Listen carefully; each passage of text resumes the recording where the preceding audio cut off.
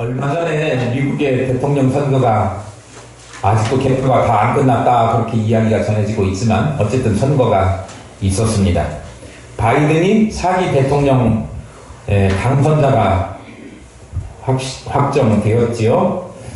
그가 대통령 당선자로 확정이 되자 연설을 했는데 제일 먼저 국민들에게 말하면서 가장 중심적으로 이야기한 내용이 뭐였느냐 그러면 트럼프하고 이렇게 대결 구도가 됐잖아요. 너무나 트럼프 사람, 바이든 사람 해가지고 양분이 되다 보니까 나라가 어떻게 두 나라가 된 것 같기도 하고 남의 나라 같기도 하고 국론이 많이 이렇게 나뉘어진 것 같아서 양극화되어 버린 이 국민 감정 정서를 통합하고 화합하자. 그래서 화합하고 통합 이 말을 연설하면서 가장 많이 사용한 것 같아요.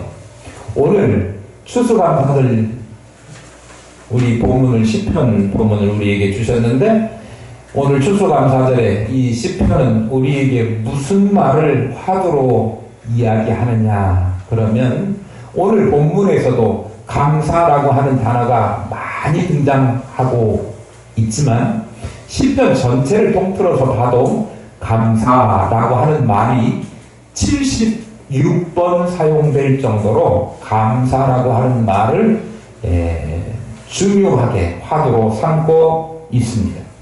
왜 그렇게 감사 이것을 강조할까요?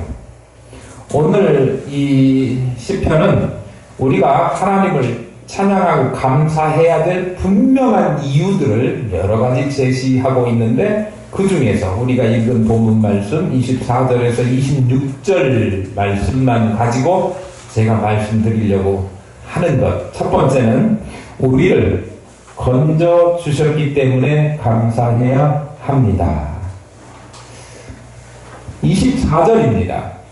우리를 우리의 대적에게서 건지신 이에게 감사하라. 그 인자하심이 영원함이로다.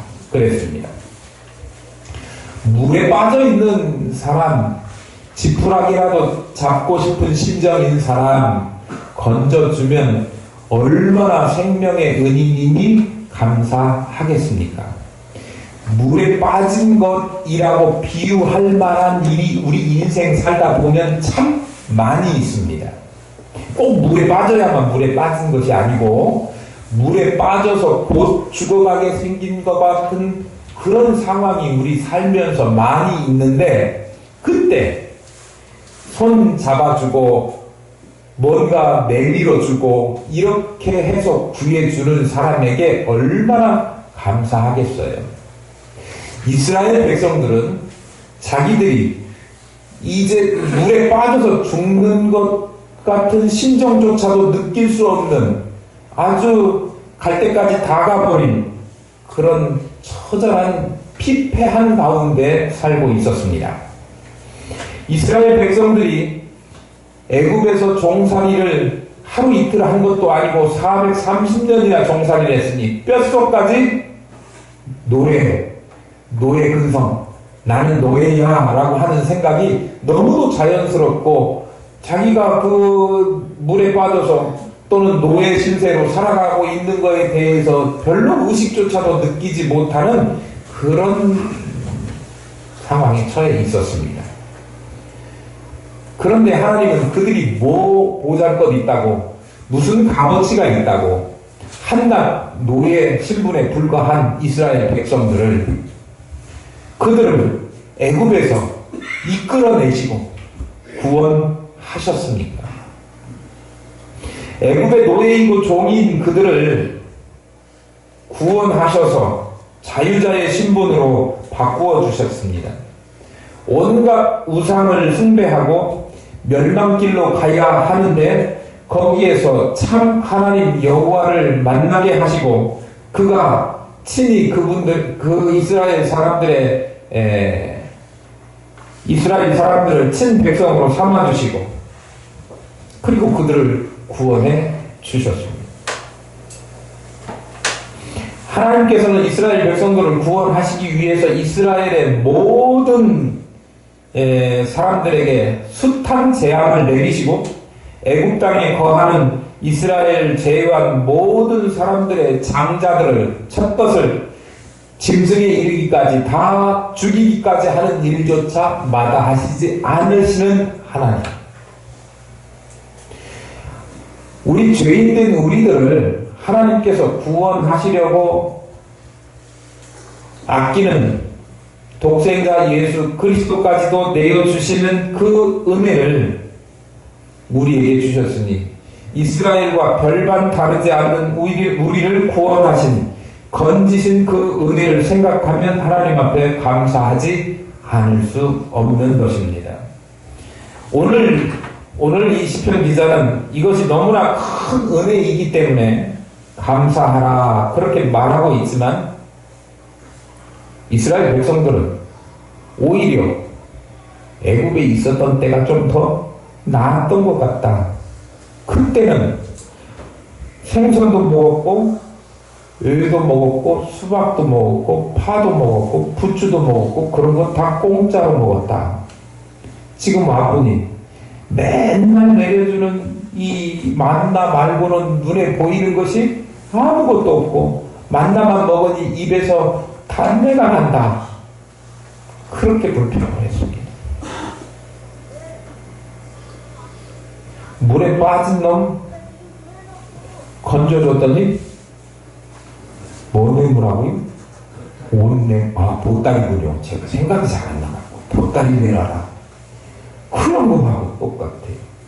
물에 빠진 거 건져주기만 해도 얼마나 고맙고 내 보따리는 잃어버리고 그깟 걸 잊어버린다는 게 무슨 대수입니까? 그런데 물에 빠져서 건져줬더니 파도 못 먹어봤다. 부추도 마늘도 옛날에 거기서는 먹었는데 여기서는 맛을 볼 수가 없다. 그렇게 불평하고 있는 거예요. 끊임없이 애굽의 노예 생활 그것을 동경하기까지 하고 하나님을 대적하고 원망하는 일을 했던 것이 이스라엘 백성입니다. 하나님은 이스라엘 백성들 이야기하지만 그게 결국 누구 자화상이냐 그러면 우리들 이야기예요. 우리들 이야기. 물론 이스라엘 백성들이 가는 길이 고통스럽고 힘들기 때문에 그렇게 이야기할 수도 있었을 것이다 라고 한편으로 좀 긍정하고 동의하는 부분도 없지 않지만 하나님이 필요한 양식으로 먹이시고 구름기둥 불기둥으로 보호하시고 쉴 곳을 지시하시고 마실 물을 공급하셨는데 40년 동안이나 되는 광야 여정 그렇게 쉬운 것은 아니었을지라도 그들이 그처럼 불신앙적인 태도에 빠진 것은 하나님이 주신 은혜를 온전하게 기억하지 못했고 하나님께서 허락하신 약속의 땅 그리고 그들이 거기에 들어가서 누릴 축복 그것이 얼마나 크고 아름다운 것인지를 보는 안목이 없었기 때문에 그들이 불평한 것입니다. 아무리 어려운 시험이 닥쳐도 그 시험을 이길 때 찾아오는 기쁨을 바라볼 수 있는 기대와 안목이 있다고 하면 그 시련을 극복한 다음에 얻게 되는 만족, 기쁨, 성취감 이거에 대해서 알고 있다면 쓰디쓴 훈련조차도 마다하지 않는 것입니다. 코로나19 때문에 국가대표 선수들이 모여서 훈련을 못했어요. 그런데 얼마 전에 방송을 보니까 다시 1단계로 조정이 되고 그래서 지금 한 200명 넘는다고 어저께 보도가 나와갖고 상당히 걱정이 되는데요. 어쨌든 최근에 1단계로 이렇게 조정이 되면서 진천의 훈련소인가 거기에 이제 선수들이 입촌해가지고 다시 훈련을 재개한다고 하는 이야기를 들었습니다. 도마에 그 양학선이라고 하는 선수가 있어요. 아마 전라도 고창 출신인가 그래요. 아주 찢어지게 가난한 집에서 얘가 떴어요. 도마 잘 해가지고 부모한테 효도하는 그런 아들인데요. 인터뷰 나왔더라고요. 인터뷰 하면서 진천에 훈련하러 들어가게 됐다 소감이 어쩌냐 그렇게 물어보니까 너무 좋다는 거예요. 아, 이런 바보 같은 놈이 있나. 진천에 가다 하면 죽음이에요. 그 도마 그거 하는데 도마만 한두 번 하고 그 훈련이 끝나는 게 아니고요. 도마를 위해서 기초 체력 훈련부터 해가지고 뭐 엮기도 들어야 되고 뭐 뛰기도 해야 되고 윗몸 일으키기도 하루에 수백 개씩 해야 되고 아침부터 밥 먹으면 그거 또 점심 먹고 그거 예? 또 저녁에 또 따로 시간 내가지고 그거 계속 하루 종일 훈련하는 거예요. 그러니 이 훈련이 사실은 여러분들 가서 그렇게 하루만 그 사람들 하는 거 똑같이 훈련 받으면 그 다음날 여기 교회 오실 수 있는 분이 아무도 없을 겁니다. 그처럼 고되고 힘들어요. 그런데 양학선이는 그렇게 힘든 훈련을 견뎌내고 이겨낸 다음에 나중에 대회에 나가서 금메달 따는 것, 그 영광을 맛보아서 알고 있고 그 기대감이 있기 때문에 그 훈련이 힘들지 않고 기쁘다는 거예요. 이 미친놈이 아니라 온전하게 뭐가 영광스럽고 뭐가 진짜로 값어치 있는 일인지를 바라보는 안목이 생긴 거죠. 이 땅에서 먹는 거 좀 잘 먹고 호화스럽게 살고 입는 거 조금 번질나게 입는다고 해서 그것을 목적으로 삼아서 파도 없다 마늘도 없다 옛날에는 공짜로 다 받았는데 라고 하는 이야기를 하는 이스라엘 백성들은 장차 받게 될 하나님의 나라에 대한 안목이 없었기 때문에 불평하고 원망한 거예요. 우리가 불평하는 이유는 그거예요. 하나님 나라에 대해서 정말 확실한 믿음과 하나님 나라에 대한 기대감을 가지고 있다면 이 땅에서 끙끙거리는 일을 만난다고 할지라도 제가 오늘 울컥했는데요. 코로나 때문에 올 한 해를 겪어오면서 저도 마음고생이 참 많았습니다. 우리 성도들 바라볼 때마다 눈물 나고 아이고 이러면 안 되지 한숨씩만. 네. 그런데요 제가 또 기쁜 게 있어요. 목사님들도 만나면은요 올해 다 망했다 정말 올해 목회는 다 박살났다 이렇게 이야기하고요. 이래가지고 내년에 목회는 어떻게 하냐 이렇게 하는 사람들이 있어요. 그런 목사님들 계시더라고요. 그런데요 저는요 이게 밟아도 짓이겨져도 절대로 거기서 그냥 밟아지지도 않고 짓이겨지지 않는 속에 있는 새로운 싹이 막 돋아나고요.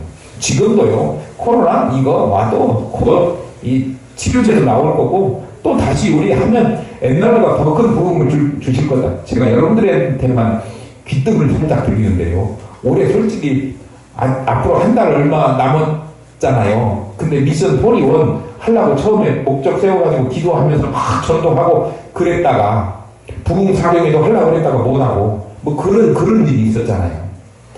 사람들을 만나야 전도를 할 거 아닙니까? 어떻게든지 만나서 좀 전도해보려고 오늘 아침에도 공사하는 아저씨들 오늘 추수감사들 떡 깨가지고 떡 가지고 나가고 좀 주고 뭐 이렇게 좀 해봤어요. 그랬더니 너무 좋아하는 거예요. 우리 교회 꼭 안 나와도 되는데 그리스도의 사랑이 뭔가 주님 섬기는 것이 뭔가 조금 따뜻한 거 느껴지면 좋겠다 그런 생각인 거예요. 그런데요 미션 41이 아직 뭐 한 달 조금 남았으니까 그 안에 될 수도 있겠지만 올해 사람 만나기가 쉽지 않으니 조금 어려울 수도 있겠다 그런 생각도 조금 들어요. 그런데 그거를 좀 올해는 끝났으니까 못해 다시는 못해 그러고 포기했으면 좋겠지만 저는 포기를 모릅니다. 그래가지고 내년에 벌써 목표를 다시 정했어요. 미션 41 once more 한 번 더. 그러니까 내년에 기도하실 때는 미션 41이라고 하지 말고 이제 뒤에다가 미션 41 once more라고 하셔야 돼요. 한 번 더 우리에게 기회를 주시고 한 번 더 일어나서 하나님의 복음을 증거할 수 있는 힘을 주십시오. 이렇게 기도하시고 저는 마음에 벌써 막 설레요. 내년이 오면 또 그렇게 될 것 같아요. 아멘들 하세요. 아무리 오래 힘들어도 하나님께서 이거 물러가게 하시고 다시금 기회를 주실 것이다 라고 하는 안목을 가지고 있으면 절망하고 불평하고 앉아있지만 않고 다시 일어나서 뛰고 그것을 기쁨으로 고통의 시간도 즐길 줄 아는 양학선들이 다 될 수 있다, 그런 말씀입니다. 우리 성도들이 다 그렇게 될 수 있기를 소망합니다. 아무리 어려운 시험이 닥쳐도요, 다 이겨낼 수 있는 거예요. 훈련이 고되고 힘든 것이라고 할지라도 그 힘든 훈련을 다시 하는 것이 기쁘다 말할 수 있는 우리 신앙의 저격자들, 다시 오뚜기처럼 일어서는 그런 사람들이 될 수 있을 것이다. 그 이유는 뭐예요? 훈련을 빡세게 받아도, 숨도 못 쉴 정도로 고달프게 훈련을 받아도 그 다음에 얻게 될 영광이 너무도 귀하고 좋아서, 좋은 것이어서 참아낼 수 있고 고통을 고통으로 여기지 않게 되더라. 고통을 오히려 선수촌 다시 들어와 불러보자, 그래도 그것을 감사하다고 말할 수 있더라. 우리도 마찬가지입니다. 예수 그리스도를 통해서 구원을 받은 사람들이 우리들이지만 아직 그 가야 될 길은 험하고 멉니다. 그러나 성경은 뭐라고 말씀하시느냐 그러면, 우리의 잠시 받는 환난에 경한 것이 지극히 크고 영원한 영광에 중한 것을 우리에게 이루게 하리다 라고 성경은 말씀하고 있습니다. 피곤함, 곤고함, 고난, 뭐 이런 것이 있겠지만 우리를 영원한 영광에 이르게 하기 위한 것이지, 그것이 잠시인 것이지 그것이 영원토록 계속되는 것이 아니라고 하는 것. 영광스러운 미래에는 정말 크고 놀라운 것들을 우리에게 주실 것이고 준비하고 계시니 오늘을 기쁘게 감사하며 살아가시는 저와 여러분 될 수 있기를 소망합니다. 오늘 그 기쁨을 다시 회복하는 추수감사들 될 수 있기를 소망합니다. 매출이 반으로 곤두박질처럼, 반도 아니고 뭐 완전 바닥을 쳤다고 그러더라고요. 죽도록 해도 힘들고 하루 종일 문들고 있어봤자 뭐 그런다고 하더라도 우리 다시 힘을 내십시다. 힘을 내시고. 오늘 주보에 제가 그런 거 써놨어요. 감사가 각인된 삶을 사십시오 라고 하는 제목인데요, 그 옆에 있는 말이 그 자로 시작하는 4가지 감사예요.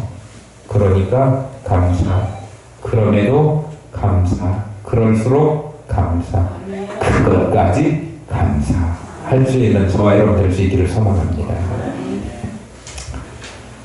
너무나 당연한 것들, 그런 것들 때문에도 우리가 감사해야 된다라고 하는 것을 25절에서 가르쳐 줍니다. 25절 보실까요? 모든 육체에게 먹을 것을 주신 이에게 감사하라. 그 인자하심이 영원함이로다. 그랬습니다. 우리는 숨을 쉬며 살아갑니다. 마치 태어날 때부터 산소를 들이마시면서 살아왔기 때문에 산소가 소중하다는 것을 잘 알지 못하는 것처럼, 우리가 평상시에 누리고 있는 많은 것들, 이런 것들에 대해서 감사의 조건으로 여기기는 그리 쉽지는 않은 것 같습니다. 누구나 다 소유하고 누구나 다 똑같이 누리는 건데 뭐가 특별히 그렇게 고마웠냐, 세상 그것을 은혜라고 하면서 감사할 것까지는 없지 않느냐, 그렇게 생각하는 사람들이 있을 수 있고요. 또 보통 감사는요, 대개는 남들이 가지지 못한 것을 내가 갖게 됐을 때, 남들이 누리지 못하는 것을 나만 누릴 때, 그때나 감사하는 거지. 뭐 남들도 다 하는데 나는 뭐 그럴 수 있어요. 그러나 우리가 가장 기본적이라고 말하는 것, 너무나 당연한 것들, 물 한 모금, 숨 한 번 쉴 수 있는 호흡 하나, 이것마저도 감사의 조건이 될 수 있다고 하는 사실을 우리가 알아야 되는 거예요. 쉽게 물 한 모금 넘기기가 힘든 순간도 있고요. 숨 한 번 제대로 편하게 쉬어봤으면 하지만 이게 숨 쉬는 것조차 마음대로 안 될 때도 있지 않습니까? 그러니 우리는 숨 편안하게 쉬고 일용할 양식 데일리 브레드를 매일매일 떨어지지 않고 먹을 수 있도록 하나님께서 우리에게 주시는 것이 너무나도 감사한 거예요. 가장 기본적인 것, 햇빛,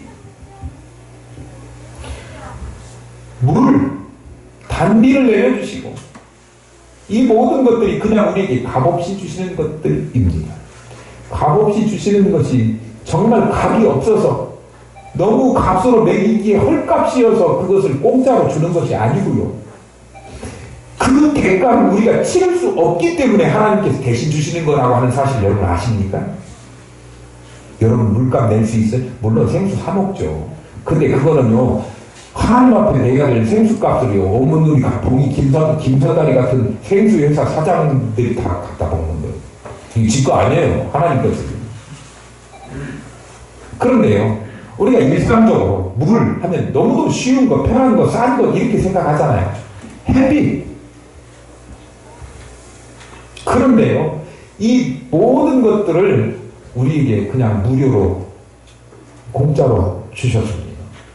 너무나 감 있는 것이어서 우리가 감히 대가를 치를 수 없는 것이어서 하나님은 우리에게 그냥 거저 주신 거예요. 우리에게 거저 주신 사람이 또 있습니다. 우리가 돈을 주고 구원을 얻을 수 있다고 하면 우리가 그 구원의 값을 치를 수 있는 능력이 없는 사람들 아닙니까? 그러니까 하나님께서는 예수 그리스도 독생자를 이 땅에 보내셔서 우리를 구원하시기 위해서 그의 생명을 주셨는데 우리가 그 생명값을 치를 수 있는 그런, 아무리 얼마 전에 자꾸 했지만 삼성의 이 회장님 같은 그런 분도 그 돈 다 낼 수 없단 말이에요. 자기 전 재산을 내도.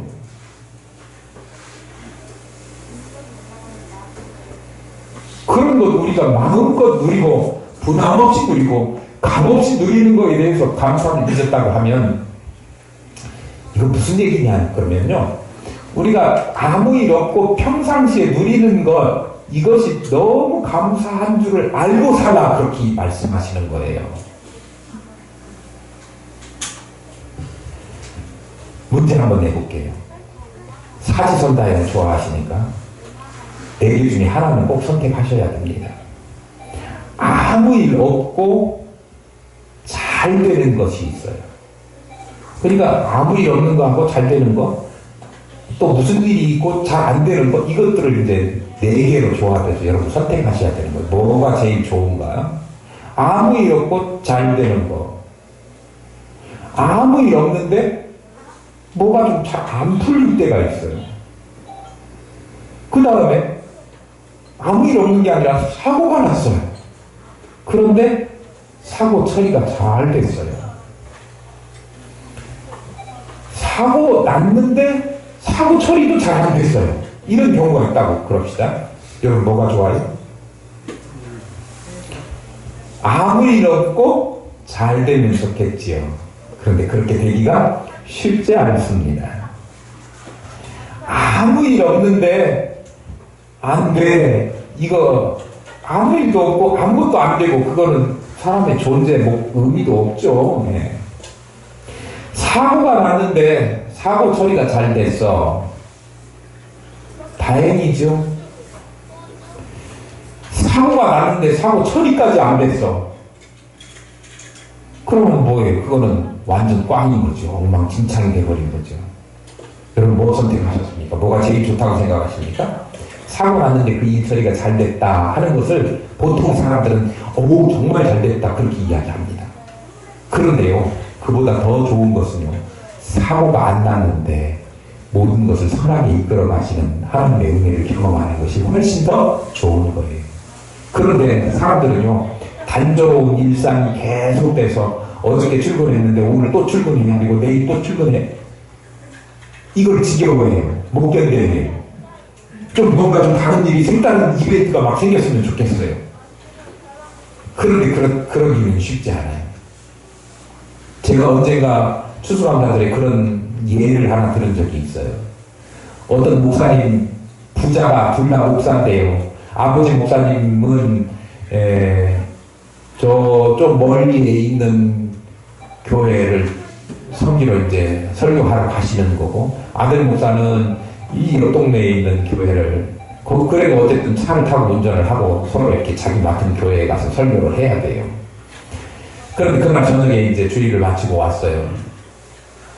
아들 목사님이 가까운 짧은 거리인데도 불구하고 가다가 사고를 났는데, 사고를 당했어도 차는 좀 망가져서 폐차해야 되지만 그래 다행히 나는 아무렇지도 다치도 않고 그래서 설교 잘하고 왔다.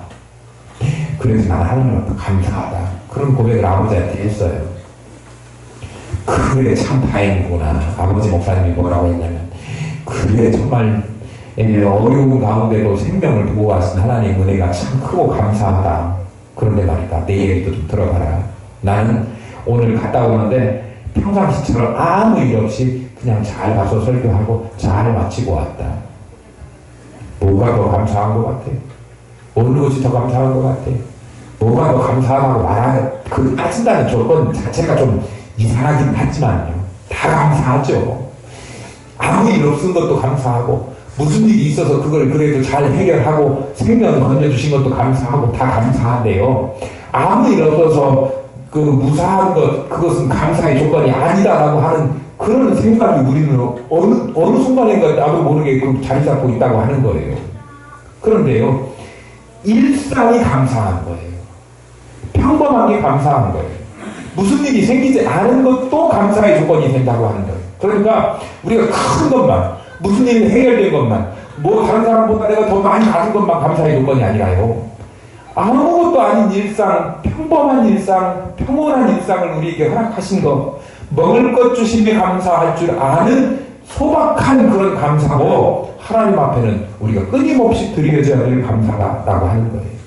그런데 우리는 그걸 잘 못해요. 그러니까 성경에서 우리가 가르쳐 주기를, 맨날 먹을 것, 입을 것 걱정하고 염려하는 것 대신에 뭘 먼저 해라? 먼저 그의 나라와 그의 의를 구하라, 그렇게 이야기하고 있는 거예요. 그의 나라, 그의 의를 구하는 것에 대해서는 별반 관심 없고, 먹고 살고 입는 것 뭐 이런 거에만 사람들이 너무 관심을 많이 가지고 있기 때문에 그 관심을 하나님께로 좀 돌려라.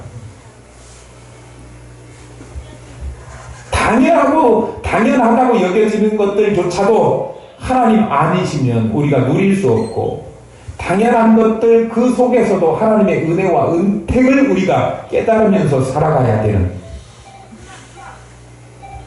그럴듯한 것들만 추구하면서 조바심 내는 인생이 아니라, 돈으로 환산할 수 없는 귀한 것들을, 당연하다고 생각하는 것들을 당연하지 않은 감사가 그 안에 있다고 하는 사실을 우리가 깨닫는다면, 우리는 정말 뼛속까지 감사하며 살 수 있는 사람이 될 것이다. 그렇게 살라, 그렇게 말씀하십니다. 사소한 것조차도 감사하실 수 있는 저와 여러분 될 수 있기를 소망합니다. 네. 그리고 26절에 보니까 하늘의 하나님께 감사하라. 그 인자하심이 영원함이로다.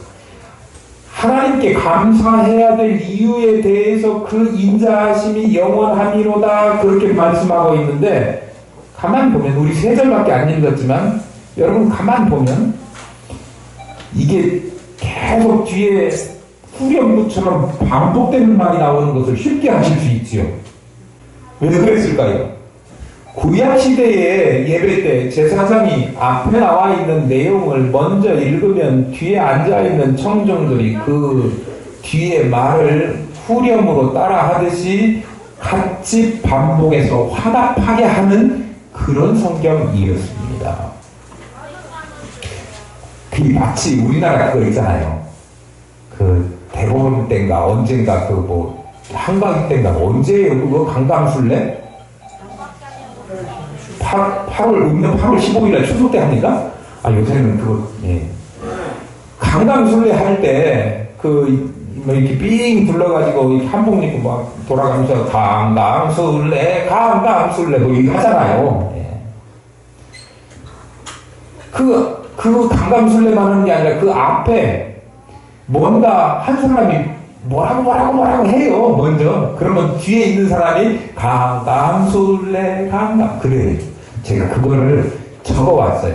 앞에 있는 사람이 그 선소리꾼이라고 해요. 선소리꾼이 뭐라고 이야기하냐면, 상아, 주영, 상아, 놀기 좋다, 유달, 상아. 그럼 여러분들은 강강술래 하는 거예요. 그 다음에 앞에 선소리꾼이 꽃이 피면 화산이요, 잎이 피면 청산이라. 아이고, 여기 분위기를 아시면 강강술래를 해주셔야죠. 네. 오늘 나와 있는 24절부터 26절까지만 한번 해보겠습니다. 우리의 대적에게서 건지신 이에게 감사하라. 모든 육체에게 먹을 것을 주신 이에게 감사하라. 하늘의 하나님께 감사하라. 그렇습니다. 예, 이렇게 하는 겁니다. 그런데요, 주일학교 애들한테만 따라해라 이렇게 하지, 되게 어른들한테 따라하세요, repeat after me 뭐 이런 거 잘 안 하잖아요. 그런데 그것을 따라해라 라고 한 이유는 자꾸 반복해서 말을 해서 입으로 생각으로 자꾸 반복하게 함으로써 머릿속에 완전히 도장 파인 것처럼 꽉 박히는 거예요. 감사가 새겨져 가지고 말할 때마다 톡 건드리기만 해도 감사가 나올 수 있는 인생 되도록.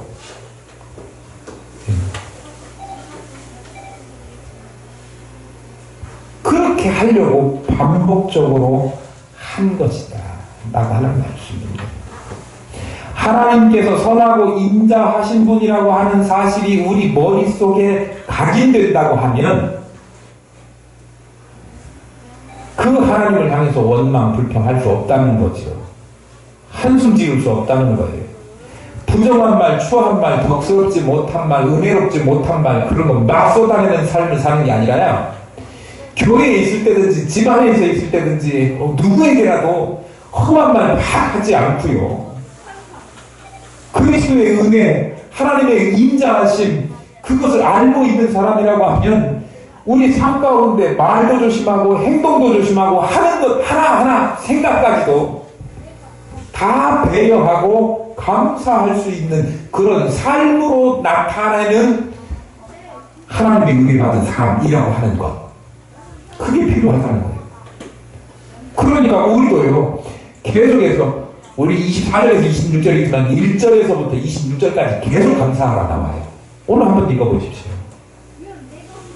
그만큼 우리에게 있어서 감사는 잊어버려서도 안 되고 잊어버릴 수도 없는 것이고, 그 감사가 머릿속에 생각으로만 존재하고 관념으로만 있는 감사가 아니라 정말 실제적으로 우리 삶 속에서 나타나고 보여지고 드러날 수 있는, 저 사람 보면 뭐가 그렇게 감사하다고 감사만 맨날 하는가, 그렇게 다른 사람에게 인정받을 만큼 우리가 지나가면 감사의 사람이 되어야 된다고요. 은혜의 사람이 감사의 사람이에요. 하나님께 받은 인자하심, 하나님의 인자하심을 아는 사람이 감사할 수 있는 거지요. 그러니까 여호와께 감사하라, 그 인자하심이 영원하리로다, 그렇게 말할 수 있는 거예요. 예수 그리스도가 우리를 위해서 이 땅에 오셔서 우리를 건져주셨지 않습니까?